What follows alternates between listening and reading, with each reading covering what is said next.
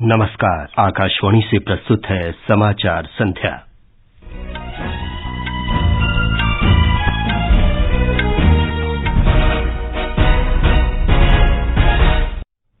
प्रधानमंत्री नरेंद्र मोदी ने देश में कोविड के बढ़ते मामलों की स्थिति और जन स्वास्थ्य तैयारियों की समीक्षा के लिए उच्च स्तरीय बैठक की।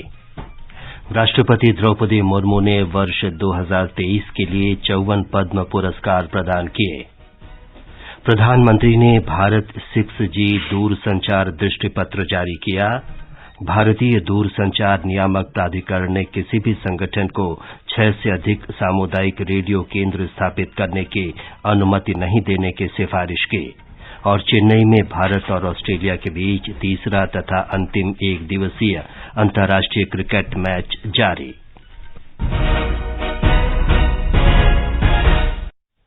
समाचार संध्या के साथ मैं विमलेंदु पांडे।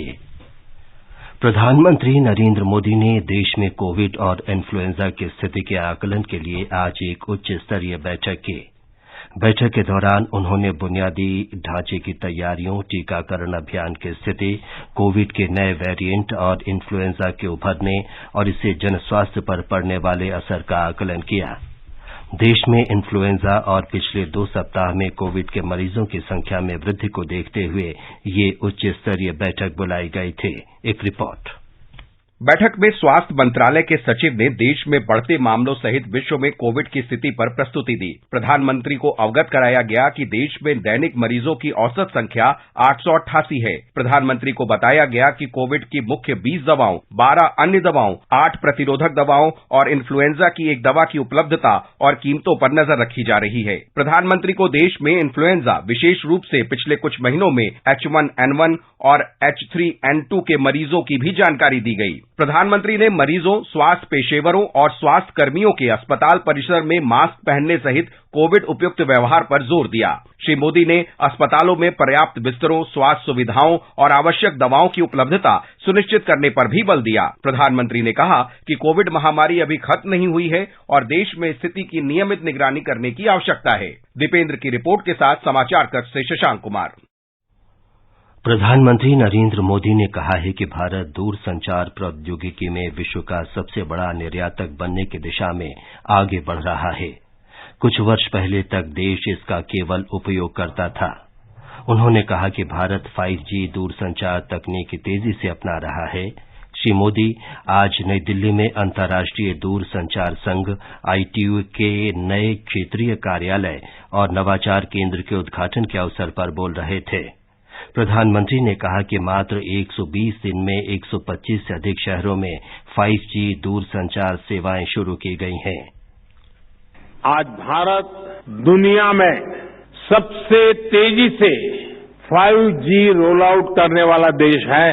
सिर्फ 120 दिन में 125 से अधिक शहरों में 5G रोल आउट हो चुका है। देश के लगभग 350 जिलों में आज 5G सर्विस पहुंच गई है।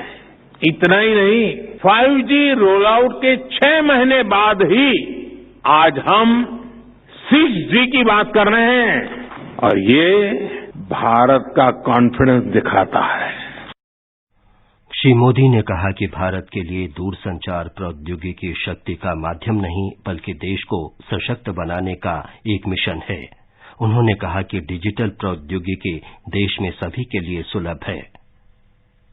2014 से पहले भारत में इंटरनेट कनेक्शन की संख्या 25 करोड़ थी।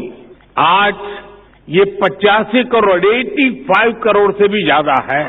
साथियों, अब भारत के गांवों में इंटरनेट यूजर्स की संख्या शहरों में रहने वाले इंटरनेट यूजर से भी अधिक हो गई है। ये इस बात का प्रमाण है कि डिजिटल पावर कैसे देश के कोने कोने में पहुंच रही है। श्री मोदी ने यह भी कहा कि देश भविष्य की प्रौद्योगिकी के मानकीकरण के लिए ITU के साथ मिलकर काम करेगा। भारत में अंतर्राष्ट्रीय दूरसंचार संघ का नया क्षेत्रीय कार्यालय 6G प्रौद्योगिकी के लिए उचित वातावरण तैयार करने में मदद करेगा। प्रधानमंत्री ने कहा कि भारत G20 की अध्यक्षता कर रहा है, इसलिए संबद्ध देशों को समान दूरसंचार प्रौद्योगिकी उपलब्ध कराना इसकी प्रमुख प्राथमिकताओं में है। आज जब भारत G20 की प्रेसिडेंसी कर रहा है तो उसकी प्राथमिकताओं में रीजनल डिवाइड को कम करना भी है। कुछ सप्ताह पहले ही भारत ने ग्लोबल साउथ समिट का आयोजन किया है। ग्लोबल साउथ की यूनिक जरूरतों को देखते हुए टेक्नोलॉजी, डिजाइन और स्टैंडर्ड्स की भूमिका बहुत अहम है। ग्लोबल साउथ अब टेक्नोलॉजिकल डिवाइड को भी तेजी से ब्रीज करने में जुटा है। इस अवसर पर प्रधानमंत्री ने भारत 6G दूरसंचार दृष्टिपत्र जारी किया और 6G अनुसंधान और विकास सुविधा की शुरुआत की। उन्होंने call before you dig app की भी शुरुआत की। इस ऐप से अनावश्यक खुदाई और क्षति की घटनाओं को कम करने में मदद मिलेगी। राष्ट्रपति द्रौपदी मुर्मू ने आज राष्ट्रपति भवन में नागरिक अलंकरण समारोह में वर्ष 2023 के लिए 54 पद्म पुरस्कार प्रदान किए।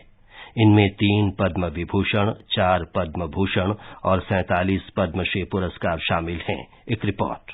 राष्ट्रपति मुर्मू ने सार्वजनिक महत्व के क्षेत्र में एसएम कृष्णा को पद्म विभूषण प्रदान किया। वास्तुकला के क्षेत्र में प्रोफेसर बालकृष्ण दोषी को मरणोपरांत पद्म विभूषण से सम्मानित किया गया। अध्यात्म के क्षेत्र में कमलेश डी पटेल को पद्म भूषण से सम्मानित किया गया। साहित्य और शिक्षा के क्षेत्र में कपिल कपूर को पद्म भूषण प्रदान किया गया। सुमन कल्याणपुर को कला के क्षेत्र में और आदित्य बिरला समूह के अध्यक्ष कुमार मंगलम बिरला को व्यापार और उद्योग के क्षेत्र में पद्म भूषण से सम्मानित किया गया। पद्मश्री पुरस्कार पाने वालों में चिंतलपति वेंकटपति राजू, बंदी रामकृष्ण रेड्डी, मंगला कांता रॉय, मनोरंजन साहू, कोटा सच्चिदानंद शास्त्री, गुरचरण सिंह, जी वेलुचामी, कर्मा वांगचू, लक्ष्मण सिंह, प्रकाश चंद्र सूद, एस सुब्बारामन, विश्वनाथ प्रसाद तिवारी और गुलाम मोहम्मद जाद शामिल हैं। दीपेंद्र कुमार, आकाशवाणी समाचार, दिल्ली।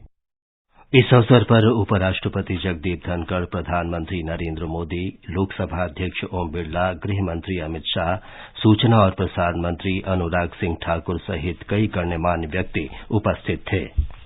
ये समाचार हमारी वेबसाइट newsonair.com/हिंदी और हमारे mobile app news on AIR पर भी उपलब्ध हैं। महज अन्नदाता कहने से काम नहीं बनता है। ऐ किसान, तुझे पूरे देश का प्रणाम तो बनता है। धानुका, इंडिया का प्रणाम हर किसान के नाम। समाचार संध्या में आपका फिर स्वागत है। भारतीय दूरसंचार नियामक प्राधिकरण ट्राई ने कहा है कि कोई भी संगठन देश में 6 से अधिक सामुदायिक रेडियो स्टेशन स्थापित नहीं कर सकेगा। 1 से अधिक सामुदायिक रेडियो केंद्र स्थापित करने वाले संगठनों को वचन देना होगा कि वे स्थानीय कार्यक्रम तैयार करेंगे और किसी अन्य सामुदायिक रेडियो केंद्र के कार्यक्रम प्रसारित नहीं करेंगे। प्राधिकरण ने सामुदायिक रेडियो केंद्र की शुरुआती मंजूरी की अवधि 5 से 10 वर्ष करने की अनुशंसा की है। उच्चतम न्यायालय वैवाहिक दुष्कर्म को अपराध की श्रेणी में रखने संबंधी विभिन्न याचिकाओं पर 9 मई को सुनवाई करेगा। मुख्य न्यायाधीश धनंजय यशवंत चंद्रचूड़ ने इस मामले को सुनवाई के लिए सूचीबद्ध करने का निर्देश दिया।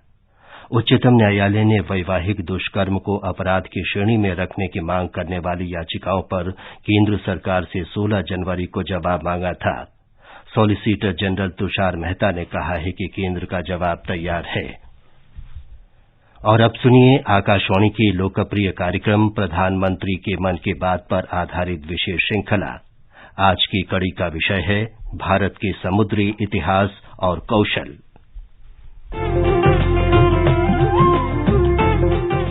लोग, आवाज और सीधा संवाद, यानी आपके हम सबके मन की बात। जी हां, ऐसे ही करोड़ों लोगों से जुड़ जाते हैं हमारे प्रधानमंत्री हर महीने मन की बात प्रोग्राम के साथ। आकाशवाणी पर यह सिलसिला अप्रैल में 100वीं कड़ी के साथ जारी रहेगा। इस विशेष मौके पर मन की बात कार्यक्रम से प्रधानमंत्री के चुनिंदा संबोधनों को फिर प्रस्तुत किया जा रहा है। इस विशेष कार्यक्रम की 16वीं कड़ी में पेश है मन की बात का वो संबोधन जिसमें प्रधानमंत्री ने संस्कृतियों को जोड़ने में समुद्र की भूमिका पर संजीदा राय जाहिर की है। समुद्र यानी सागर। इसकी विशेषता है उसका असीम होना, दूर क्षितिज तक उसका विस्तार सृष्टि के अनंत होने का बोध कराता है। लेकिन क्या आपने सोचा है कि समंदर न सिर्फ हमें संस्कृतियों को भी जोड़ता है। जल के जब दो रूप मिलते हैं तो दोनों ही अपना अस्तित्व एक में समाहित कर लेते हैं। 31 जनवरी 2016 को प्रसारित मन की बात कार्यक्रम में प्रधानमंत्री ने सागर के इसी गुण का जिक्र करते हुए जैसे नया संदेश दिया जुड़ने का। भारत का सामुद्रिक इतिहास स्वर्णिम रहा है। संस्कृत में समुद्र को उदधि या सागर कहा जाता है। इसका अर्थ है अनंत प्रचुरता। सीमाएं हमें अलग करती होगी, जमीन हमें अलग करती होगी, लेकिन जल हमें जोड़ता है, समुद्र हमें जोड़ता है। समंदर से हम अपने आप को जोड़ सकते हैं, किसी से भी जोड़ सकते हैं। और हमारे पूर्वजों ने सदियों पहले विश्व भ्रमण करके, विश्व व्यापार करके इस शक्ति का परिचय करवाया था।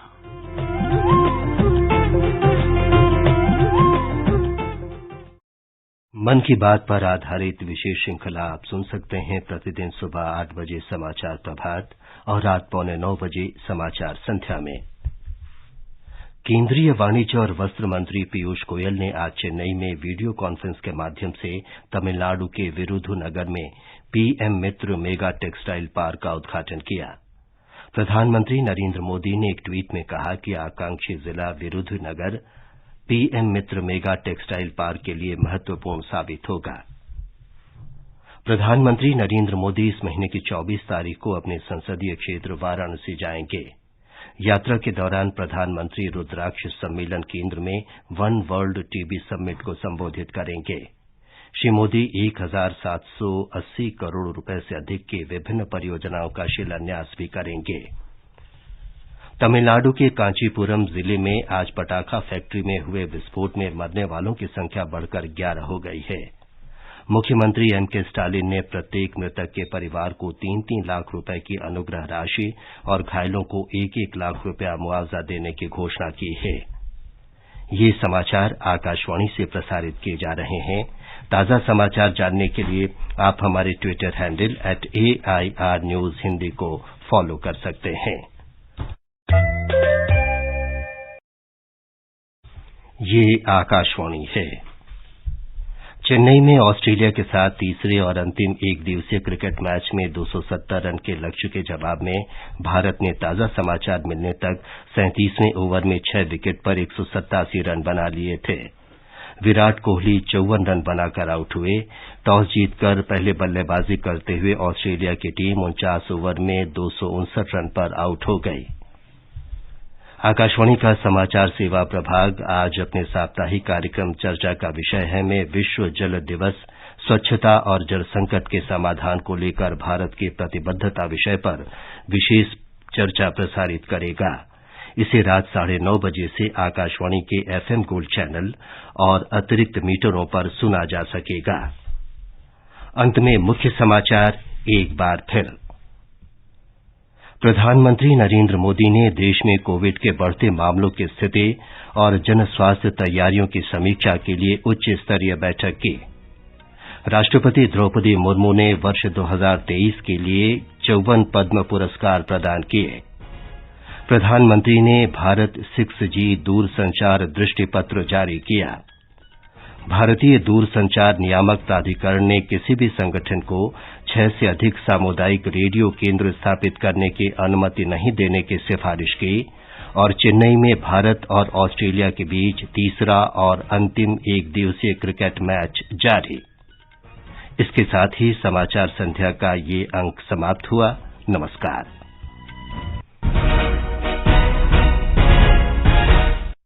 महज अन्नदाता कहने से काम नहीं बनता है। ऐ किसान, तुझे पूरे देश का प्रणाम तो बनता है। धानुका, इंडिया का प्रणाम हर किसान के नाम।